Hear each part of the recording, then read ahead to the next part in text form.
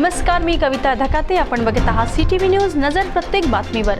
हिंदी आणि मराठी भाषेत बातम्या प्रसारित करणारे जिल्ह्यातील एकमेव channel. Sponsored by Sukhkarta associates. आता पाहूया गेल्या 24 तासातील बातम्या पटापट. चंद्रपूर शहरातील एका प्रसिद्ध हृदयरोग तज्ञाचे हॉस्पिटलचे निर्माण कार्य पडोली येथे सुरू आहे आणि या डॉक्टरने ब्लू स्टार रेफ्रिजरेशन कंपनीला AC बसवण्याचे कंत्राट दिले. यामध्ये मुंबईचे, नागपूरचे आणि चंद्रपूरचे असे तिन्ही ठिकाणचे ब्लू स्टार कंपनीचे वितरक सामील होते. डॉक्टरने या कामापोटी 35,21,000 रुपये कंपनीकडे वळते केले, परंतु कंपनीच्या वितरकांनी त्याचे काम सुरू केले नाही आणि 1 वर्ष उलटूनही काम सुरू न झाल्याने डॉक्टरने विचारणा केली असता त्यांना ओढवाओढवीची उत्तरे मिळत होती. अखेर पोलिसांनी गगनदीप सैनी, जसबीर सिंग सैनी यांच्यासह अन्य दोघांवर गुन्हा दाखल केलाय. छत्रपती शिवाजी महाराज आणि छत्रपती संभाजी महाराजांबद्दल अपमानजनक वक्तव्य करणाऱ्या प्रशांत कोरटकर हा चंद्रपूर येथे हॉटेल सिद्धार्थ प्रीमियर येथे वास्तव्यास होता. या प्रकरणी कोल्हापूर पोलिसांनी प्रशांत कोरटकर विरुद्धचा फास अधिक आवळला असून त्याला तेलंगणा प्रदेशात जाण्यास मदत करणाऱ्या 5 जणांना नोटीस बजावली आहे. यामध्ये धीरज चौधरी, प्रशित पडवेकर, हिफाजत अली, राजेंद्र जोशी आणि साईराज पेंटकर यांची नावे सामील आहेत. ह्या 5ही जणांचे चौकशी केल्यानंतर आणखी बडे मासे कोल्हापूर पोलिसांच्या हातात लागण्याची शक्यता बळावली आहे. चंद्रपूर शहरातून दुचाकी वाहनांची चोरी आणि इतर अपराध प्रचंड बळावले आहेत. या प्रकरणी स्थानिक गुन्हे शाखा सुस्तावस्थेत आहेत का असाही प्रश्न नागरिकांना पडतो आहे. अशीच एक घटना बंगाली कॅम्प परिसरात झाली असून ज्या व्यक्तीचे दुचाकी वाहन चोरीला गेले त्याने पोलिसांकडे तक्रार केली, परंतु पोलिसांनी त्याला काही दिवस थांबायला सांगितले, परंतु वाहनाअभावी त्यांचे संपूर्ण कार्य थांबले होते. त्यामुळे त्याने स्वतः परिसरातील CCTVचा शोध घेत CCTVच्या माध्यमातून आरोपींना शोधून काढले. आरोपीचा फोन नंबरही मिळवला आणि हे सर्व फुटेज त्याने पोलिसांना दिले. मात्र पोलीस अजूनही निद्रावस्थेत असून आरोपीस अजूनही अटक झालेली नाही. मूल तालुक्यातील चांदगड येथे एक व्हिडिओ प्रचंड व्हायरल झाला असून यामध्ये उपसरपंचाला मारहाण करण्यास भाजपा पदाधिकारी एका महिलेला प्रोत्साहन देण्याचं काम करीत असताना दिसून येत आहे.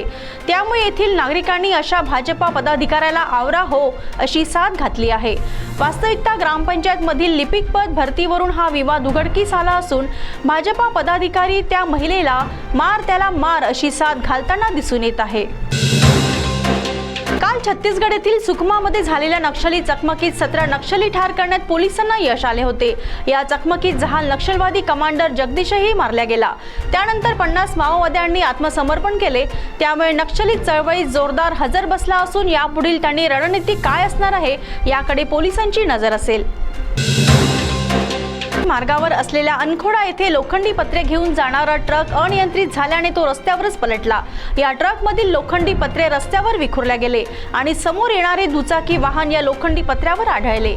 या अपघातात दुचाकी वाहन स्वाराला गंभीर दुखापत झाली असून ट्रकमधील 3 जण जखमी झाले आहेत.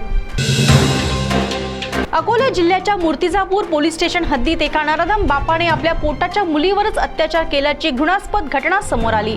जन्मदात्या पित्याचे हे घृणित कृत्य पीडितेने आपल्या आईला सांगितले. त्यानंतर मायलेकींनी पोलीस स्टेशन गाठले. या प्रकरणात न्यायालयाने आरोपीस 20 वर्षे सश्रम कारावासाची शिक्षा सुनावली. 30 मार्च रोजी चंद्रपुरात विदर्भातील सर्वाधिक तापमानाची नोंद झाली आणि महत्त्वाचं म्हणजे जगातील 15 शहरांमध्ये चंद्रपूरचा समावेश 14व्या नंबरवर होता. चंद्रपुरातील तापमान हा नेहमी चर्चेचा विषय राहिला असून दरवर्षी नवीन उच्चांक गाठला जातो. मार्च महिन्याच्या अखेरीस तापमानाचा हा उच्चांक मे महिन्यात किती राहील याचा अंदाज नागरिकांना आला असेल. त्यामुळे उन्हापासून काळजी घेण्याचे आवाहन आरोग्य विभागाने केले आहे.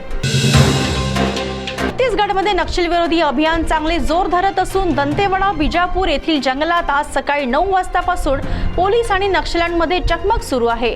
या चकमकीत एका महिला नक्षलवाद्याचे मृतदेह हाती लागले असून त्यासोबतच दारुगोळा आणि दैनंदिन गरजेचे साहित्य पोलिसांनी जप्त केले. पोलिसांच्या आक्रमकतेमुळे गेल्या 1 महिन्यात 100 नक्षलवाद्यांनी आत्मसमर्पण केले आहे. तर या होत्या आजच्या पटापट बातम्या. लवकरच भेटूया पुन्हा काही नव्या बातम्यांसह. तोपर्यंत अशाच बातम्यांची अपडेट पाहण्यासाठी बघत रहा CTV न्यूज. नजर प्रत्येक बातमीवर. नमस्कार.